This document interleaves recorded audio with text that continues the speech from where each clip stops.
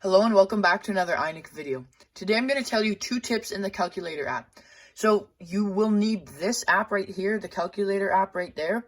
If you downloaded another app from like the App Store, I don't think these will work. They might not. Tell me if they do, because that'd be actually pretty cool. So just with like online school and all that stuff, I've been using the calculator app quite a bit, and I'm guessing if you've clicked on this, you have too, and you just want to learn. So first of all, thank you guys for clicking on this video. There's links in the description of this video for social accounts like Instagram, Twitter, TikTok, stuff like that. Anyways, let's get right back into this video. Also, a subscribe would be nice. It's free. You can always change your mind. My goal is 200 subscribers by the end of this year. So first, you're going to want to open the calculator app. And you're just going to want to type in a number. So I'm just going to type in a random number. So 4,897.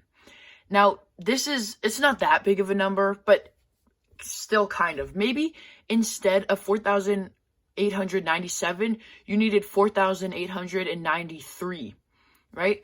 And instead of deleting this whole number by pressing the clear button, you want to know, is there a way that I could just delete one number? And actually there is. So if you just take your thumb or finger and you just put it kind of right around here, right beside the 4, and you just swipe from the left to the right, it should delete that one number. So just like this. And now it deleted, and I could put my 3 in. And maybe I need 4,873. I could just swipe twice. 1, 2, 7, 3. Or maybe I need 4,500. 1, 2, 3. Just swipe 500 and type it in. And then maybe plus 3,258. And maybe I need 68.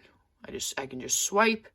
So you just swipe as many times, as many numbers that you need deleted. It's a pretty cool tip.